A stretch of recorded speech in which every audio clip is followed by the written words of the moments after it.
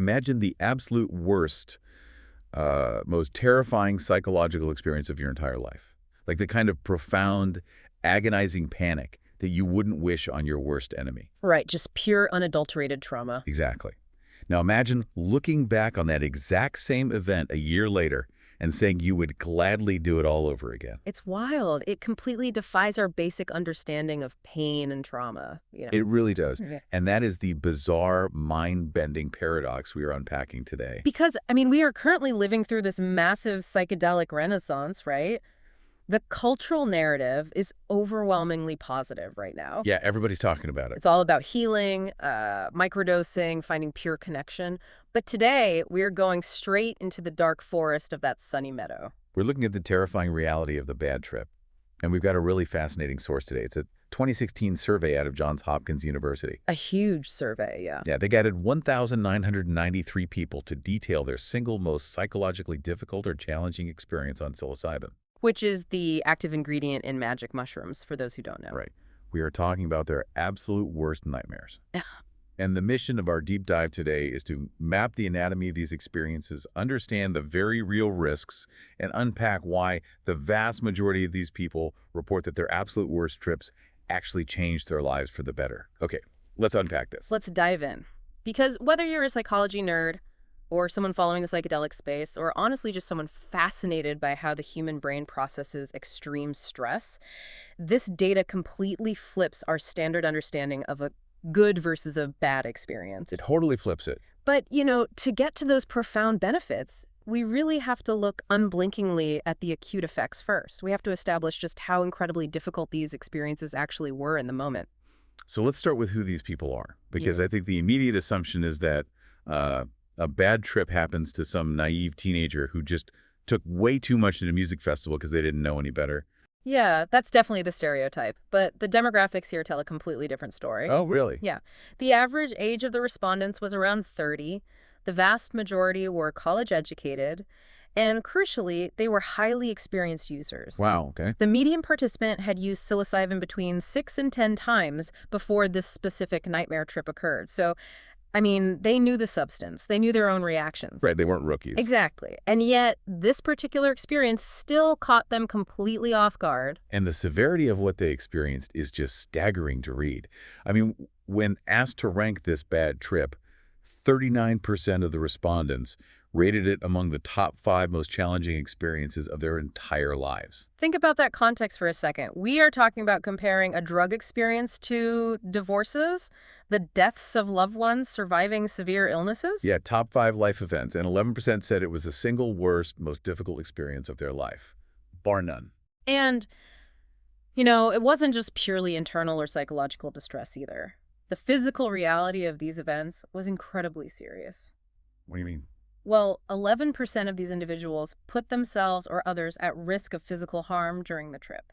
And nearly 3%, 2.7% to be exact, ended up needing actual medical help, like physically showing up at an emergency room or a hospital. Wait, what usually lands someone in the ER in this scenario? Like, is their heart stopping? Are they physiologically overdosing? So what's fascinating here is that the physical risks almost entirely stemmed from severe disorientation, confusion, and panic, not from physiological toxicity. Oh, so their bodies were technically fine. Right. The median dose reported in this survey was 4 grams of dried mushrooms, which delivers about 25 milligrams of psilocybin. That is a serious ego-dissolving amount. That's a massive dose. It is. At that level, your normal waking consciousness, your ability to recognize your environment, or even remember that you took a drug in the first place, is profoundly altered. Their bodies weren't shutting down, but their grip on reality was just completely suspended. And the data shows how completely futile it was to try and stop it once it started. 91% of the people tried to actively stop the bad trip. 91%, almost everyone. Yeah, 69% tried calming their mind. 63% tried changing their location, like moving from the bedroom to the living room or going outside. But those strategies were only modestly effective at best. Mostly, They just failed. Because you can't outrun it. At a 4-gram dose, the drug has a firm hold on your brain's serotonin receptors. Your normal filtering mechanisms are just offline. So if 91% of people are trying to hit the emergency brake and failing, is taking a high dose of psilocybin essentially like strapping yourself into a psychological roller coaster where the safety bar is locked. Yeah. Like once you drop, you just have to ride out the loop-de-loops. That is the perfect analogy. The safety bar is locked, and the track is entirely inside your own subconscious. You can't just get off the ride because you're scared. Exactly. You can't run away from your own mind. Which is exactly why changing rooms or trying to force yourself to calm down rarely works. You are fundamentally strapped in. So if the acute experience is akin to being trapped on a terrifying roller coaster, the next logical question is, well, what happens when the ride stops? Do people just walk away fine? You'd hope so. Right. But looking at the data, they definitely don't all just shake it off. The enduring shadows of these experiences are very real. They are. The researchers specifically looked at individuals whose bad trip occurred more than a year before they took the survey, specifically to measure those long-term lingering effects. And what did they find? 24% of them reported symptoms like enduring fear, anxiety, or depression that lasted for a week or more after the drug had completely left their system. Wow. A week is a long time to feel residual terror from, a random Tuesday night experience. It really is, but it gets much more serious than just a week of anxiety.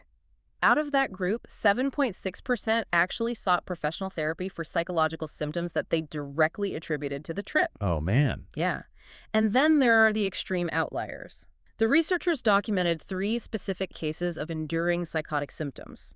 Things like the onset of schizophrenia, auditory hallucinations, severe paranoia, and 3 attempted suicides.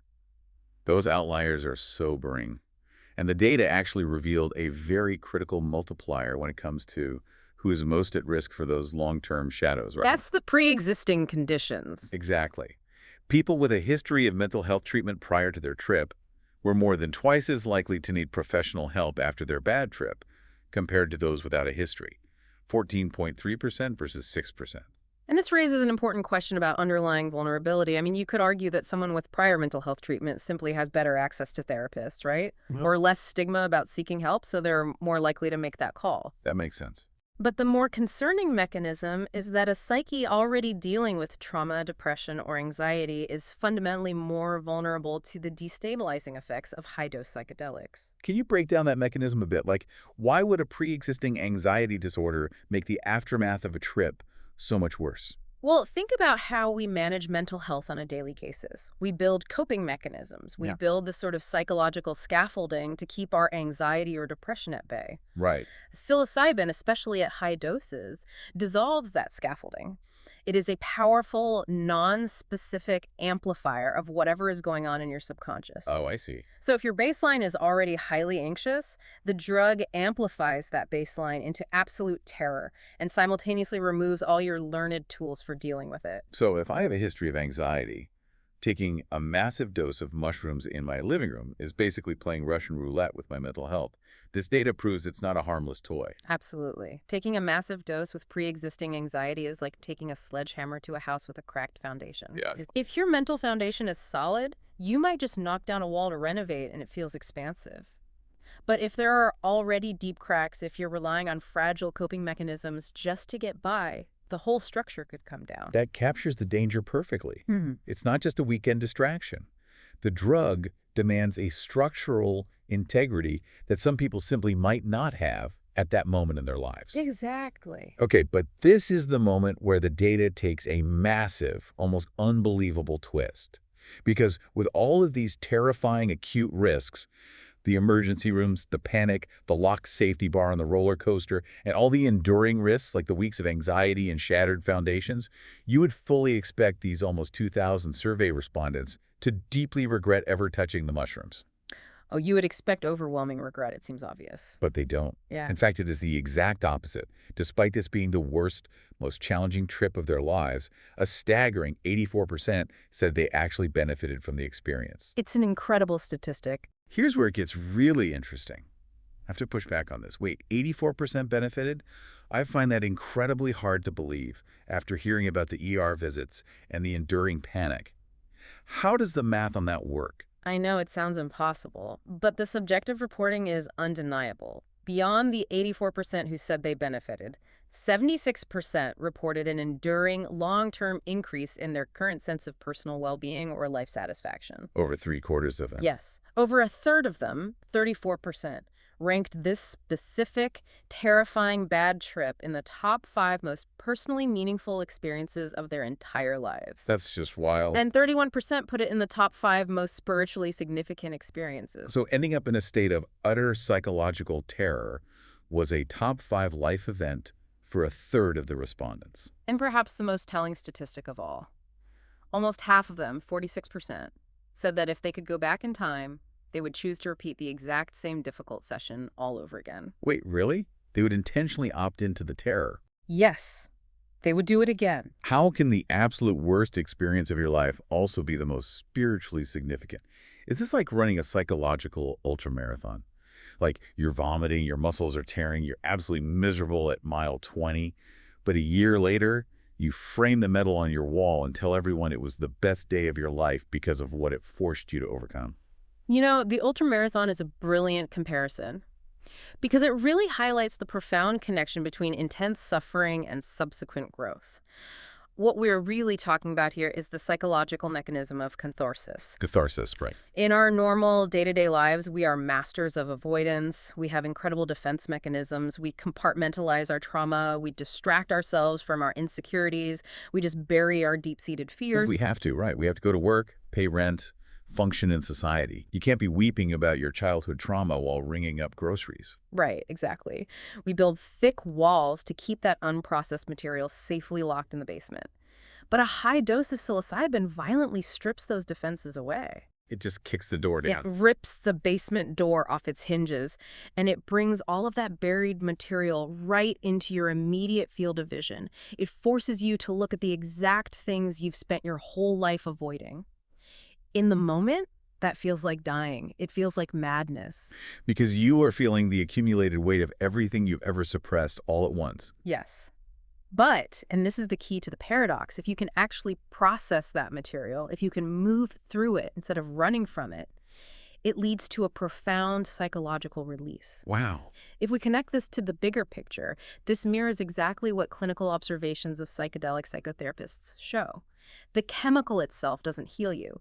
The process of confronting your deepest pain, surviving it, and integrating it is what heals you. So the suffering isn't just an unfortunate side effect of the drug. The suffering is the actual work. The challenge is the medicine. Yes. The breakdown of those defenses is what allows the restructuring to happen. But that brings up a really tricky problem.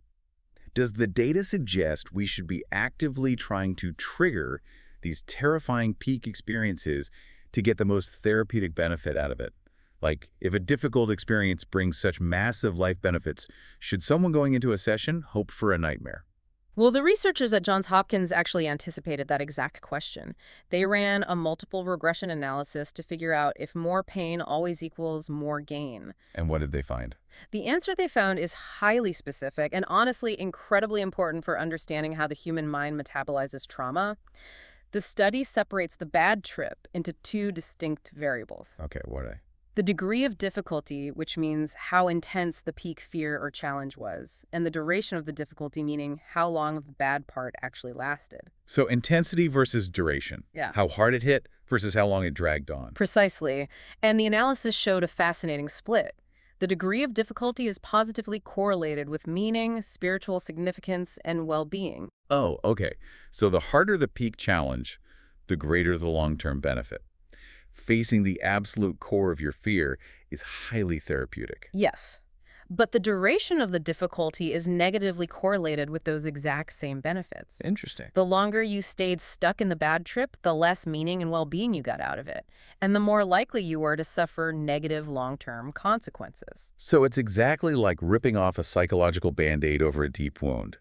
The sharp, intense, blinding pain of facing your demons head-on, ripping that Band-Aid off in one swift motion, is highly beneficial. It cleans the wound so it can heal. Exactly. But if you slowly peel that Band-Aid off over 3 agonizing hours, resisting it every millimeter of the way, getting stuck in the panic of the pain, you don't get spiritual enlightenment. You just exhaust your nervous system and end up with a nasty scar. That's exactly right. When you look at this from a therapeutic perspective, the implications are huge. The goal of a guide or a therapist shouldn't be to prevent the patient from experiencing a difficult peak. You shouldn't try to distract them from the pain. No, the goal should be to help them surrender to it, to hold their hand and help them move through the fear quickly so they don't get stuck in a loop of resistance.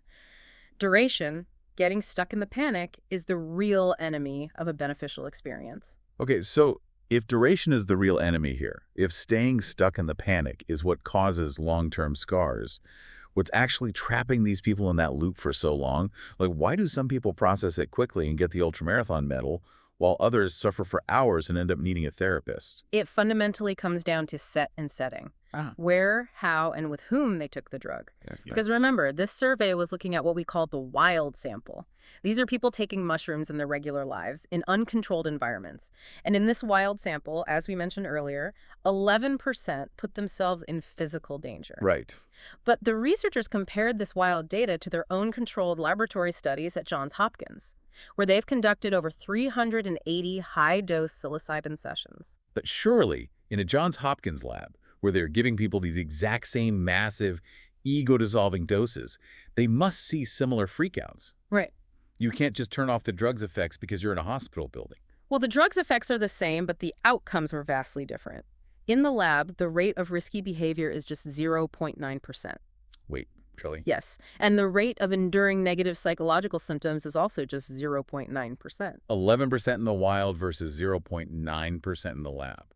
That is a colossal gap. So what does this all mean? What accounts for that massive difference if the chemical and the dosage are the exact same? The support system and the environment. In the wild survey, only 2.7% of the respondents had a sober experience guide present with them. Only 2.7%. Wow. Most were largely alone or with other people who were also intoxicated. Furthermore, 53% of the wild survey respondents used cannabis immediately before or during the trip. Oh, weed? So half of them were mixing drugs. Yes. And in the open-ended written comments, participants explicitly and repeatedly noted that smoking weed massively exacerbated the bad trip. What does the weed actually do in that scenario? It acts as a massive paranoia multiplier. It increases confusion, makes short-term memory even more fractured, and makes it incredibly difficult to surrender to the experience. So it traps them. Exactly. Instead of moving through the peak, the cannabis often traps them in loops of anxious thought, massively increasing the duration of the difficulty. So contrast that wild environment with the clinical setting. What does that look like? In the lab, participants are psychologically screened beforehand to check for that underlying vulnerability we discussed earlier. They are prepared for weeks by trained professionals. So there's a huge buildup. Yes. And during the session, they lie on a comfortable couch with an eye mask and carefully curated music entirely focused inward. If they feel fear, a trained guide holds their hand, validates their terror, and encourages them to face it, which dramatically reduces the duration of the difficulty. That makes a lot of sense. If they need to go to the bathroom, a staff member physically guides them to the door and waits outside so they don't get disoriented. So taking a massive 4-gram dose of psilocybin at a loud party or in a messy apartment, mixing it with a joint, and having absolutely no sober support is basically like trying to perform open-heart surgery on yourself in a mosh pit. A mosh pit, yes. The drug isn't just a chemical, it's an amplifier for your external environment and your internal state.